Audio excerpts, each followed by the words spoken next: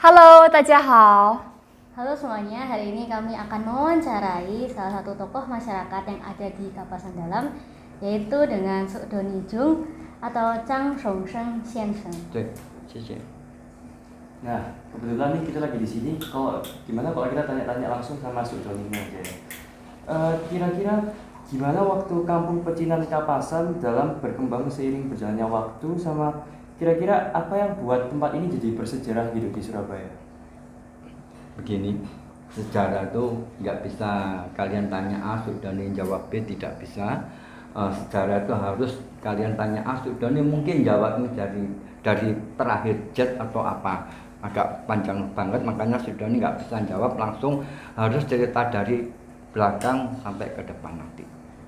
Jadi ceritanya itu mulai awal saya mulai membuka cerita tentang suku Tionghoa yang ada di tanah Nusantara ini. Kurang lebih yang masuk di tanah Nusantara ini kurang lebih 8 suku sampai 9 suku. Padahal di Tiongkok sana sendiri mungkin ada kalau 56 suku aslinya. Tapi yang masuk di tanah Nusantara ini bisa dikatakan hanya 8 suku atau 9 suku. Yang pertama saya ceritakan tentang suku Gejaran.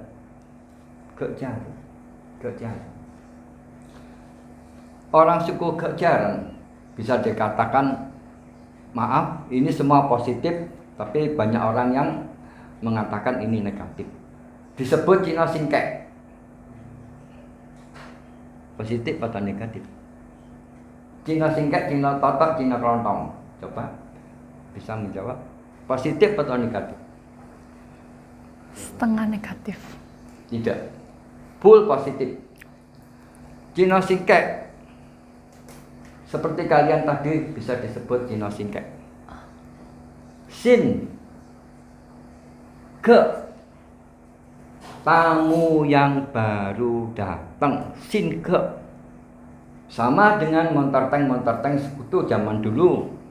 Sudah nih tidak wani banter-banter Pak ngomong, mungkin sudah tahu ya. Nah, montorteng masuk sini ya, kenapa anak-anak Surabaya mengatakan kok gitu? Padahal di Jawa Tengah kok tidak, soalnya sini ya paling sering disebut dengan sekutu. Yang terakhir waktu Jepang setelah menyerah, tahu ya. Jadi orang Gejaran termasuk Lao Shi. Ini Rajani Palen ini pasti. Raja Nepalen dan juga Raja Obat. Jadi Gejaran masuk di tanah Nusantara ini. Orang Tionghoa setiap suku masuk di tanah Nusantara punya bidang gangdau lain-lain. Itu hebatnya. Sudah ini cerita dari awal. Kalau langsung nanti intinya bingung kalian. Jadi Gejaran kayak Lao Shi ini rajanya Palen juga Raja Obat. Pernah dengar minyak kayu putih cap gajah? Ya, punya siapa itu? Gejaran.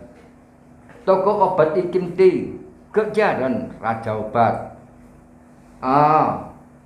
Ban Sentong, Raja Obat, Gejaran. Jadi Gejaran itu zaman dulu disebut Cina Kelontong. Kenapa disebut Cina Kelontong?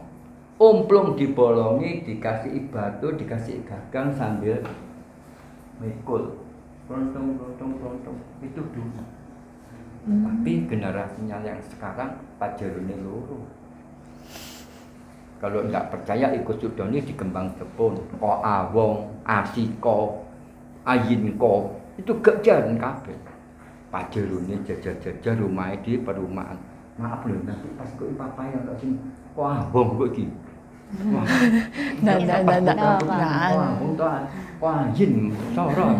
Itu semuanya Sukdoni semua yang ada di Kembang Jepun. Jadi Gejaran ini megang termasuk dia Raja Obat sama Raja Palen ya. Diingat ya.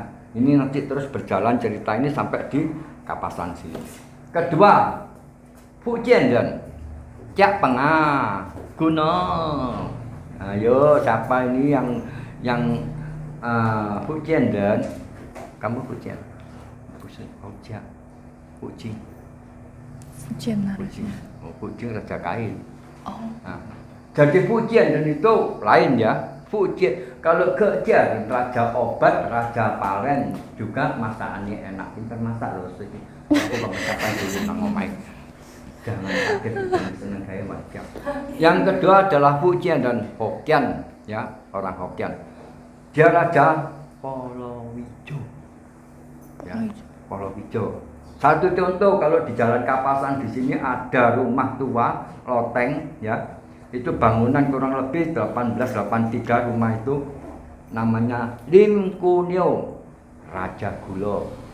Raja Gula. Sudah ini campur ya ngomong Jawa nak sedikit ya. Di sini ada sayang malam, kalau nggak malam kalian tak ajak ke sini gedung tua Lim Seng Te Raja Tembako. Di tadi gang kecil ini ada namanya siapa juga Lim juga, dia Raja Kopral. Jadi Geja dan Raja Obat sama Palen, kalau Fujian dan Raja Polowijo, tahu Polowijo ya? Umpama jagung, kedelai itu Polowijo, kapuk itu Polowijo, ya. Jadi Fujian dan ini Polowijo masakannya juga enak, ya. Fujian dan ketiga Hokja, Fujing dan kalian kalau masuk di Jalan Selompretan, Cokain itu semua rata-rata apa? Fujing. Cuman sekarang sudah banyak yang berubah, tapi tetap kebanyakan masih generasi keempatnya masih megang. Jadi Fujing tentu kain juga alat-alat dapur, umpama panci apa itu Fujing kan. Jadi ketiga Fujing dan Geja dan Fujian dan Fujing dan keempat Guangfu dan siapa yang Guangfu dan ini paling ciamik, dia pasti pinter buat ini meja ini bufet apa itu Guangfu dan ya keempat Guangfu dan lagi Guangfu dan kebanyakan Santung Jian, ilmunya mesti Santung Jian.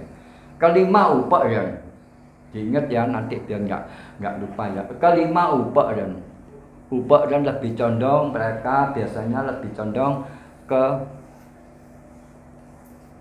potong rambut. Kuno-kuno zaman dulu ya. Juga tukang gigi. Jadi kalau kalian masuk di sayang sekarang sudah tutup generasi yang kan berapa di Kembang Jepun ada Sinba apa tuh? Sinba potong rambut apa sih? Pokoknya Sinba ya itu sayang itu generasi yang terakhir ya. Jadi potong rambut. Jadi kelima kalau nggak salah Geja dan Fujian dan Fujing dan Guangfu dan Upa dan Xian Yu dan siapa Xian Yu dan itu zaman dulu lebih condong megang alat-alat semacam kayak sepeda kuno, anunya kuda, sepatunya kuda atau roda-rodanya cikar. Zaman dulu itu mereka memegang termasuk alat-alat kendaraan kuno-kuno. Memang zaman dulu belum ada mobil, belum ada ya, jadi masih dokar gitu ya. Jadi ketujuh masih ada lagi Mari Xian Yu dan Shanghai dan ini yang paling jauh dari Indonesia. Shanghai ini adalah orang Tiongkok dari Tiongkok Utara paling jauh. Mereka di Indonesia lebih condong Zhou Wenji, tahu Mbak Wenji ya, kalian pasti ngerti Wenji. Zhou Wenji. Terus yang paling terakhir adalah orang Melayu. Orang Melayu di dalam Indonesia ini kebanyakan megang rempah. Jadi sayang kalau kalian hanya cerita tentang mereka, tapi sebetulnya di daerah Kembang Jepun zaman dulu tuh banyak orang Melayu yang megang rempah juga candu. Ngerti candu? Ya Bian Cancen, tahu mesti tahu. Zaman dulu tuh ya Bian Cancen, perang candu. Jadi banyak sekali ada hubungannya dengan Indonesia. Candu pun merajalela di Indonesia gitu. Jadi 8 atau 9 tadi yang saya ceritakan itu akhirnya pecah menjadi 3. Ya, suku-suku tadi itu yang saya sebut Cino Singkek, Cino Totok itu pecah menjadi tiga, Tiga ya menjadi tiga ya. Itu mereka saling membenci, punya kasta banget.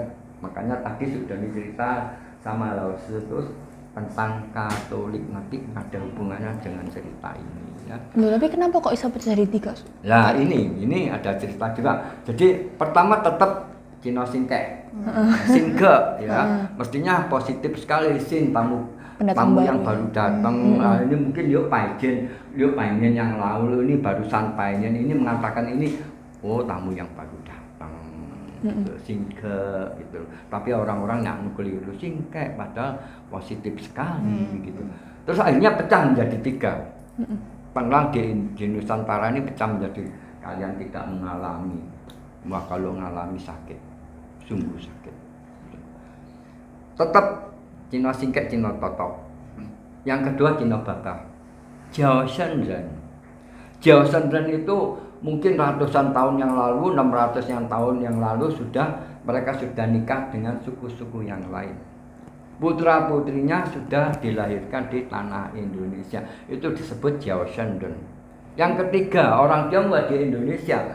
Tahun 16 berapa sudah banyak yang kaya ya. Anak putune di sekolah nang Belanda. Sekolahnya di sekolah Belanda. Jadi mereka ini punya kasta sendiri. Paling intelektualnya paling tinggi adalah orang-orang dari Holland Spreken, orang Tionghoa yang Holland Spreken. Rumahnya kalau kalian ingin tahu sekarang di daerah Imam Bonjol itu dulu orang Holland Spreken. Darmo itu dulu orang Holland Spreken kabeh. Kalau bilang ye eke, ye kamu, eke saya. Kalau orang anak wong Cina tok lu gua. Nah, beda ya. Jadi di dalam tiga ini punya kasta. Tadi Sudoni sudah cerita tentang perjalanan hidupnya Sudoni, diambil anak angkat sama orang Holland Spreken yang punya putri tunggal satu namanya Debbie. Waktu berjalan lama-lama waktu itu Sudoni ganteng lama-lama kita saling jatuh cinta. Ini sungguh Sudoni nggak cerita bohong ya, saling jatuh cinta. Sudoni mulai mengenal Yesus Kristus, diajak Debbie ke Kristus Raja. Orang Lamongan diajak ke Kristus Raja bingung apa ini, tapi lama-lama Sudoni mengenal Yesus Kristus. Tapi begitu tantenya tahu bahwa kita bukan anak kecil lagi, padahal waktu itu Sudoni masih umur 16 tahun ya. Tapi sudah cinta pertama memang nggak bisa di kapan susah ya. Sorry ya Sudoni ngomong apa aja. Terus nggak boleh hubungan. Kalau mengatakan Sudoni ya apa? Anake wong Cina Singkek, anake wong Cina Totok, mboke wong Jawa kok kon gelem. Nah, kasta. Jadi orang Holland Spreken itu intelektualnya paling tinggi. Mereka rata-rata bekerja di perkantorannya orang Holland dan rata-rata mereka Laozi atau dokter. Intelektualnya paling tinggi. Kalau orang Singkek dagang, ya tetap dagang. Kalau orang Cina Baba ini yang paling dominan di dalam tanah Indonesia, ya paling dominan banget. Jadi orang Cina Baba ini kalau yang perempuan pakai kebaya. Di sini pakai peniti emas kalau zaman dulu. Jadi kampung sini ini Sudoni mulai menceritakan kampung sini. Kampung sini memang rata-rata orang Tionghoa, ada orang Holland Spreken, ada orang Cina Singkek, tapi kebanyakan di sini adalah Cina Baba, Jiao Shenren yang paling dominan. Kalau orang Cina Singkek tidak mungkin kalau hujan nahan hujan sapu kerik ditekno dikei lombok kasih belampang, tidak mungkin. Itu pasti Jiao Shenren. Tidak mungkin orang Holland Spreken ngekum kembang malam pagi dibuang di depan rumah. Tidak mungkin. Itu mesti Jiao Shenren. Soalnya supaya warga kita wangi penuh rezeki. Artinya baik. Jadi yang ada di Kapasan ini memang ada Holland Spreken, tapi mereka menengah ke bawah. Ada wong Cina Singkek juga menengah ke bawah. Kebanyakan di sini adalah orang Cina Baba. Kalau malam dulu di sini mainan wentrik, semacam tupok. Ya. Jadi kalau hari ini di rumah Sukdoni sini umpama Sukdoni goreng terong, goreng pohong, ayo makan bersama, main gunting. Besok pindah lagi di rumahnya si A si B gitu. Itulah yang membuat kampung sini menjadi gumuk sekali. Persatuannya sangat kuat sekali. Dan lagi rata-rata orang Tionghoa di sini adalah jago kungfu. Ya, tadi sudah sedikit banyak tak ceritakan tentang buaya Kapasan ya. Iya. Jadi itulah kenapa di sini kampung Kapasan ini ada punden ya gara-gara ada Jaosen dan itu yang paling dominan. Gitu. Sampai kurang lebih punden ini sudah berjalan 127 tahun. Sudah ada mengadakan acara selamatan sedekah bumi kalian kemarin sudah lihat. Ya. Sedekah bumi itu satu contoh bahwa kita manusia harus selalu menghargai, menghormati alam semesta ini. Kalau orang sekarang lebih condong tidak mau. Jadi punden ini adalah pentilasan bukan makam. Pentilasan memang zaman dulu orang zaman dulu pohon besar pun didoai. Jadi itulah membentuk satu punden sampai saat sekarang ini orang Tionghoa di sini memang bersatu sekali. Setiap tahun mengadakan wayang kulit juga kolaborasi dengan Barongsai juga bersamaan dengan senjitnya Nabi Konghucu, sendeknya Nabi Konghucu begitu. Jadi sini terbentuk kampung pecinan ini bukan baru aja tapi mulai zaman dulu penjajahan Belanda orang Tionghoa sini sudah bersatu menentang selalu sama penjajah Belanda. Indonesia tetap Indonesia. Itu satu contoh Jenderal Malabi kalau nggak salah ya. Yeah. Itu yang bunuh orang Tionghoa sekitar sini. Namanya Lim Chong Yan. Dia dibunuh di daerah Jembatan Merah. Gitu. Jadi memang suku Tionghoa itu sebetulnya dari dulu sudah banyak yang menjadi pahlawan Indonesia, tapi sayangnya banyak yang terlupakan. Satu contoh di daerah Batavia dulu ada Sri Kandi, namanya Siu Niu. Itu juga berani membunuh Belanda hanya dengan bambu runcing. Akhirnya dia sampai berani merampas senapannya, dia ikut perang, tapi setelah merdeka dia dilupakan.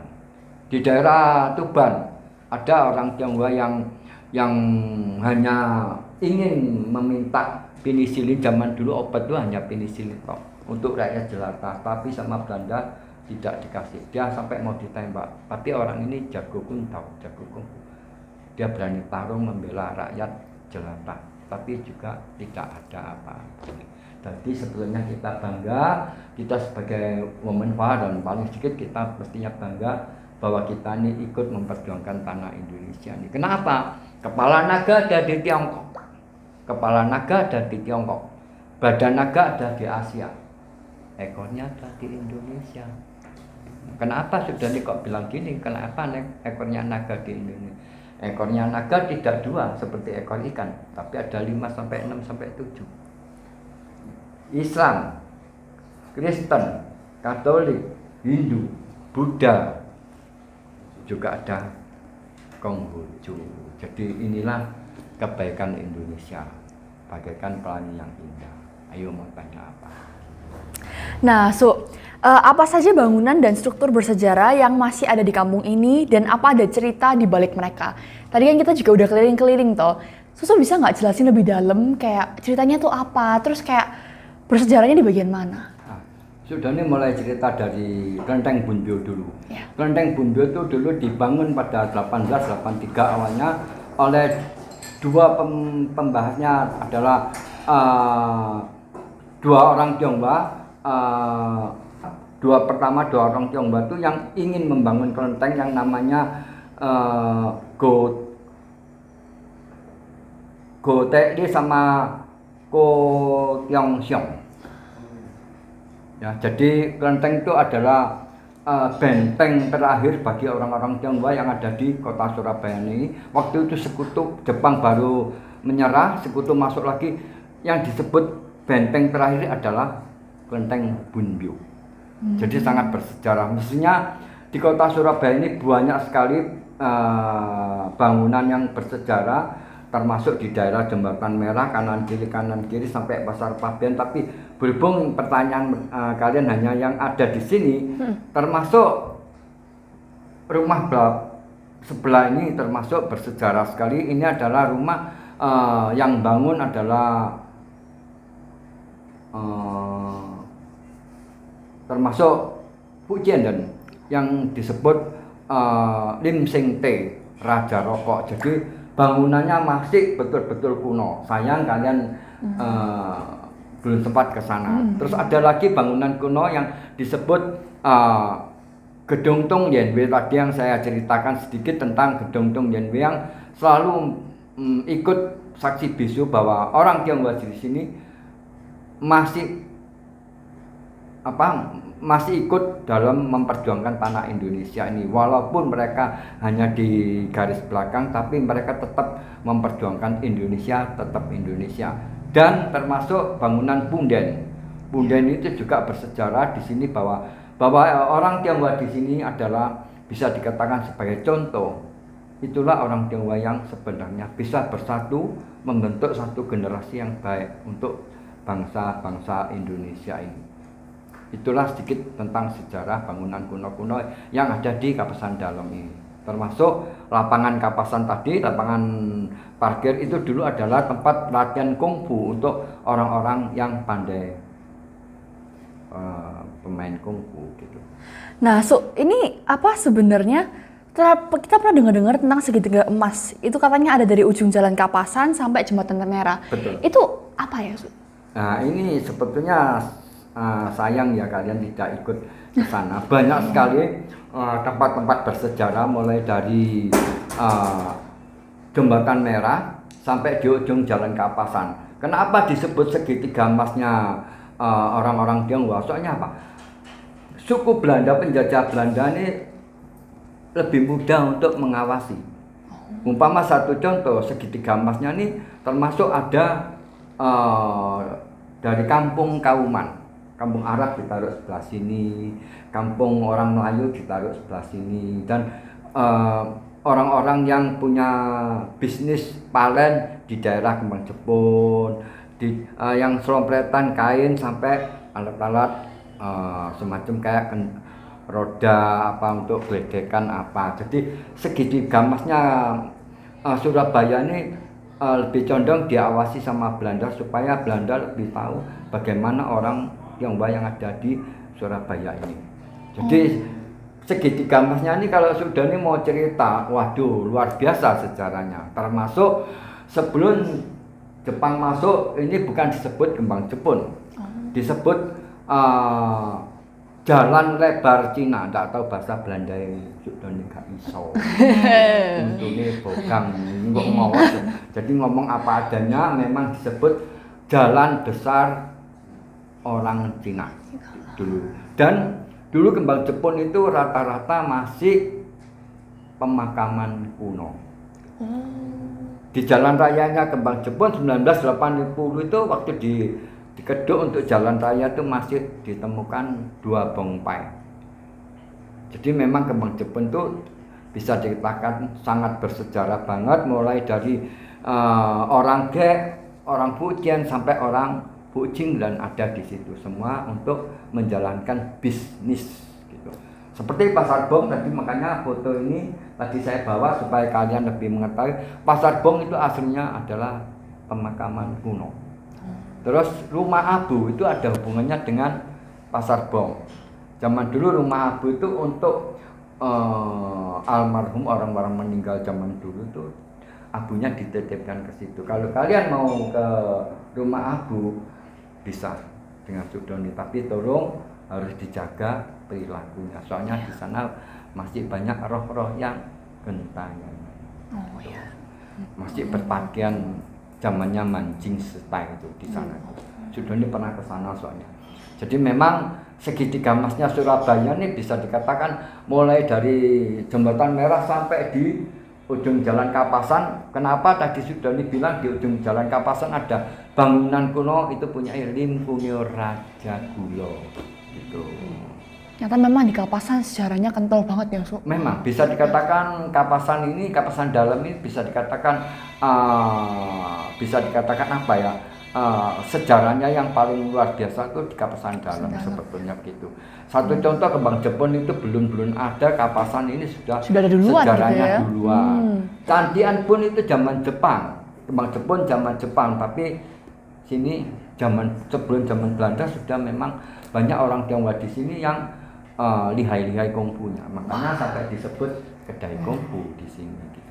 Sekarang tinggal satu generasinya yang masih hidup, tapi sudah tua Pak. Mau tanya apa lagi?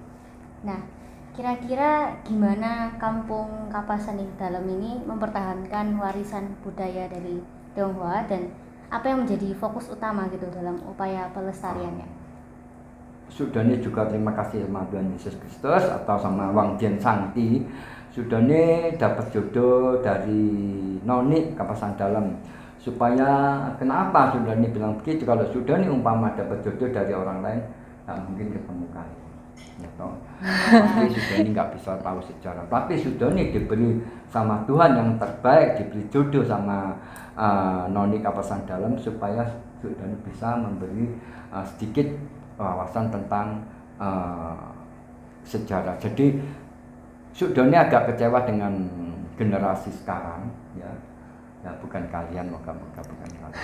Agak kecewa, ya agak kecewa. Memang zaman itu nggak bisa disalahkan, kalian yang juga tidak bisa disalahkan. Memang zaman itu selalu berputar.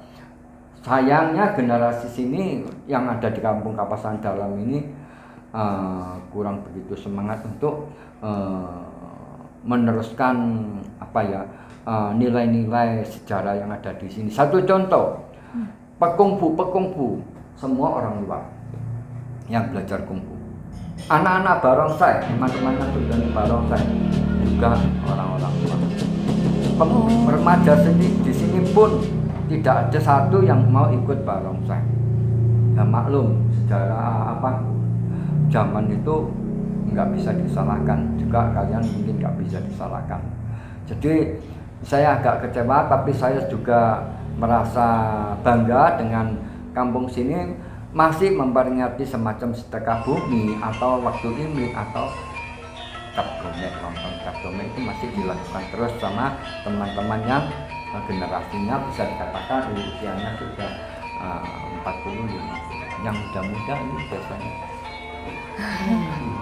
Berarti emang Susu setuju ya kalau misalnya generasi sekarang nih harus lebih aktif gitu dalam mengembangkan warisan sejarah yang ada di kampung ini ya? Memang, makanya Sudane juga terima kasih ya dengan kalian. Kalian mau datang ke Sudane, jauh-jauh datang ke sini, Sudane sangat-sangat terima kasih. Karena apa? Sudane ingin Indonesia ini bagaikan pelangi yang indah di bangsa lain. Tanpa kalian mungkin Indonesia tidak bisa seindah yang akan datang. Jadi Sudane juga merasakan bahagia. Mungkin besok kalau Sudane sudah tidak ada, tetap akan resmi. Kayak kalian ini yang membuat Sudane bahagia begitu. Nah, Sudone kira-kira masih ada ingatan nggak ya dulu pas awalnya berdirinya Kapasan Dalam ini, ada nggak cerita-cerita berkembangnya tempat ini sebagai etnis masyarakat Tionghoa di Indonesia? Memang, sebetulnya Kampung Kapasan ini sebelum ada WKP atau wisata kampung pecinan belum dibangun, memang Kampung Kapasan Dalam ini sangat bersejarah. Yang tadi sudah saya ceritakan, sudah cerita tentang buaya Kapasan. Jadi memang sejarahnya dari zaman Belanda dulu sudah luar biasa. Yang disebut buaya Kapasan itu sampai terkenal di daerah Hongkong sama Makau yang selalu menentang penjajah Belanda. Jadi saya kira sampai detik ini pun saya kira sejarah atau Kampung Kapasan ini sangat-sangat terkenal sekali, termasuk suku-suku Tionghoanya yang ada di sini yang bisa bersatu dengan suku-suku yang lain. Jadi bisa dilihat banyak orang-orang anaknya orang Tionghoa Totok yang nikah dengan suku Madura.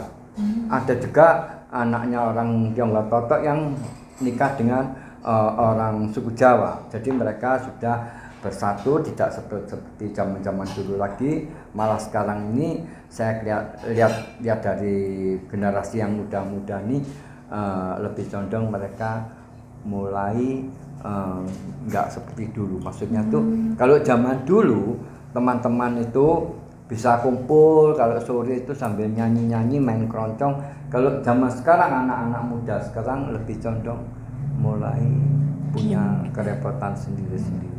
Satu contoh pagi-pagi mereka sudah megang handphone. Kalau dulu tidak, lebih condong mereka latihan kuntau di daerah sini gitu. Nah terus kalau misalnya ngomong tentang generasi muda ya Su, apakah ada harapan yang Susuk ingin kasih tahu buat generasi muda biar kita bisa terus mewariskan budaya-budaya yang ada di Kapasan Dalam sini?